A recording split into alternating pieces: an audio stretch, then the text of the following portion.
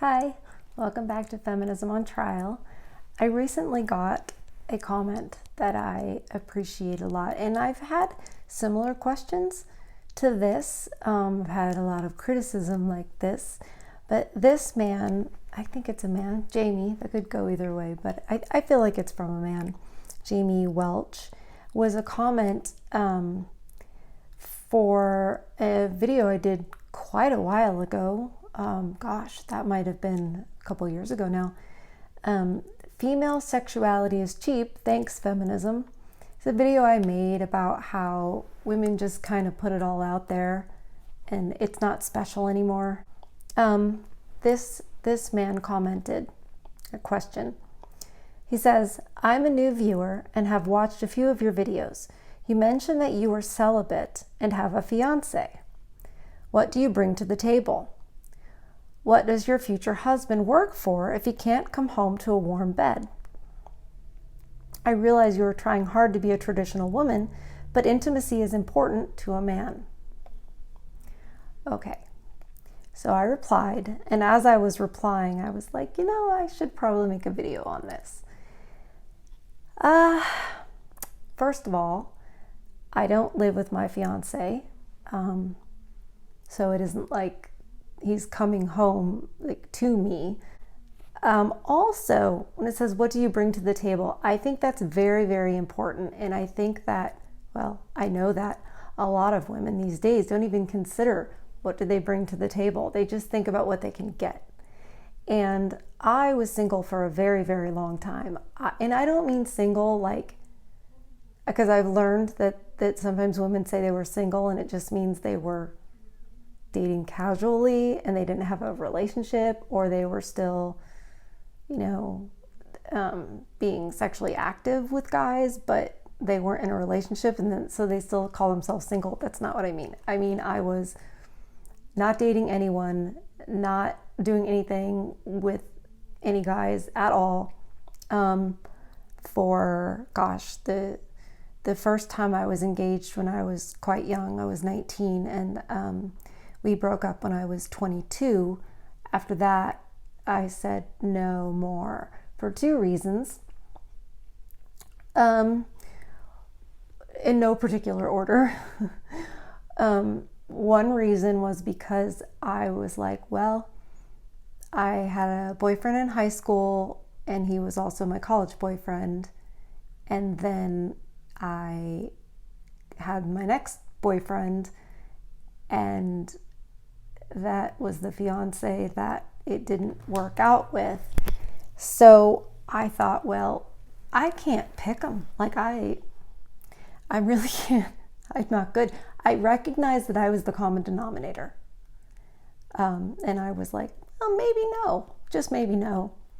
Also, and just as important, maybe even more importantly, I had been diagnosed around the time that the first fiance and I broke up. I had been diagnosed with multiple sclerosis at 22. And it hit me hard. It was very, very aggressive. Walking was a problem. Seeing was a problem. My vision was terribly blurry. Pain was bad. Fatigue. It was bad, and it was affecting my ability to live a normal life. And I knew that anyone around me was also going to be affected. And I thought, I don't necessarily disagree with how I looked at it then. I think I was like, it isn't fair to put that on someone. And even if you meet someone, because, there were a couple of, people that wanted to date me and wanted to have a relationship. And I understood that even though they might say, no, it's fine, it's fine, I'll work with it, etc., etc., I knew that they couldn't possibly know of what they spoke, because I knew that the disease was much more difficult and interfered much more in daily life than they could possibly know. Whether that's, being able to go on vacation, being able to just live a normal life. And I knew that the future was very, very uncertain. I had doctors telling me you'll be in a wheelchair within 5 years. I had doctors giving me the doom and gloom speeches. And I just was like, that's not fair. And I don't think anybody who says they're up for it, to me at that time, really understood what they were signing up for. And so when he says this man with his question, what do you bring to the table? Back then at 22, that's why I was not interested in dating, because I don't have anything to offer. Those are my exact words when people would be like, you should get out there, you should meet people and you should date and you should get married. I would literally say to them, I don't have anything to offer. And I remember people being like, especially women, I think, like aunts and, like, what do you mean? But you deserve to be happy, all that nonsense. And I'm like, I don't know that I do, as I don't know that any of us deserve that. I think I just didn't. I was like, it is what it is. So anyways, 12 years, no dating, no anything, no at all. And finally I was like, look, I will show you. I will go on Match.com, and I made a whole list of, all the things that I watch too much television, I have MS, all the things that make me like a boring person. And it wasn't like I like to rock climb and water ski and take long walks on the beach. It was not that. It was like basically all the reasons that you wouldn't want to date me. Because I certainly was like, look, if anyone's going to respond, I want them to read all this first. Like really have at least a clue of what, what they're signing up for. So anyway, I ended up going on, I chose one guy and we sort of dated off and on for a couple of years. It was nothing serious. And then I dated another guy that I had known from high school for a few months. Those, I think, in retrospect, were both probably very red-pilled men, almost MGTOW, even if they didn't know the phrase. But anyway, so as far as bringing to the table, I didn't really feel like I had a lot. And in those kind of relationships, whatever you can call them, they were just dating. I was still celibate. So I guess I brought companionship. At that time I thought, well, I'm bringing, I have a job. It's just so silly. But anyway, so what do I bring to the table now? What do I bring to the table to this fiance I have now? That's his question. So, and I've asked him that too. I've been like, are you crazy? Why are you with me? You're nuts. You're insane. Anyway,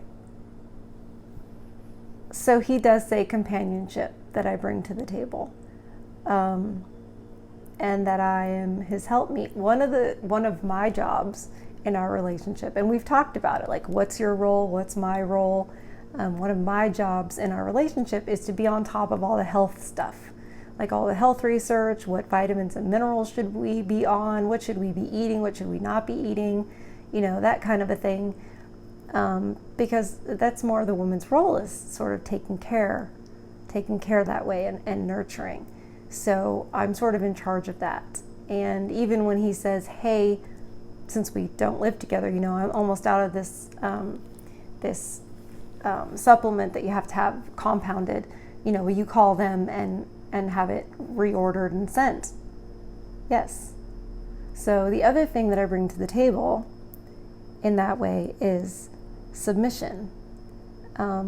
He's in charge. He has the last word. And also, I am celibate, which means he is celibate, And that was something I told him before we ever went on our first date. It wasn't some kind of bait and switch. It was, look, I just want to let you know that that's the case. So, I'm celibate until I'm married. We're both Christians, and it comes from that. And it also comes from, I've made the mistake twice in my life of not being married and doing that. And I've learned that it's not good. It's hurtful. It's traumatic. I thought that I was going to marry both of those men. I was sure of it, and both times it didn't happen. So I knew that and I definitely thought I would never get married again. Like, it just was not possible. But when I met this man and things started to progress and we were very compatible, I thought, well, even so, I'm just gonna not until it's for sure. Now, that doesn't mean I'm waiting for him to sign some paperwork so that I can then take half of his stuff. We're not doing a government marriage. It's not a financial merger. It's not going to be like that. And I understand, I've said this so many times on videos, well, if you live together, it's common law, but we have plans for all of that so that he's protected. Right? And I understand there's no man is safe in our environment because women can just, it's the Me Too thing. So, but we're doing everything that makes him safe from how a woman can just destroy a man financially. Not because I'm going to, and not because he thinks I will, but because we're so against that, the way that can be in our society. We want to live our lives in such a way that defies that, if that makes sense. So he has not supported me financially at all during the times that we've been engaged. So while Jamie's like, well, you're celibate, what do you bring to the table? Well, I'm celibate, we're both celibate, and also he's not supporting me financially. So it's not like, we're trying not to do the I get husband privileges or he gets wife privileges. A little bit, a little bit. I'm submissive. He helps sort of guide me, and he helps lead us in our faith, and that's a big responsibility. It's hard to know if you're not part of that faith, but just trust me, it is. When he asks me to do something, I do it. I don't argue or talk back. If he detects any bit of that, he will shut it down immediately, and I will silence myself, and that's true. That's true. And I'm so much happier for it. Gosh, when I was a bit more quarrelsome, I wasn't happy. I never wanted to be that way.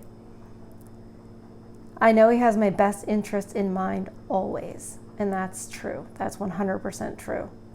I do trust him completely, and I've learned to trust even when my woman brain wants to be disagreeable. So that's pretty much it. It's a traditional relationship in that sense, where he doesn't get the wife privileges and I don't get the husband privileges, although it's a little bit of hints for the future as far as the way that we treat each other and interact with one another. Because it wouldn't make any sense if I was just, argumentative and I was like, well, I'm not gonna 100% be a submissive woman until we're married. That's ridiculous, And if he was like, well, I'm not gonna be a leader and take responsibility,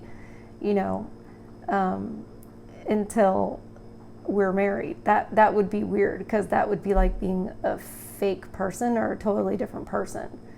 So, and then once we do get married, obviously there will be a bit of a change in the finances and a big change in the celibacy. But I thought that was a great question, and I really appreciated how respectful it was, because usually it's just an insult at me. And I get it. There's some red pill rage. It's going to happen. So, but anyway, Thanks for that comment and question, Jamie. That was a good one. And please don't forget to like and subscribe.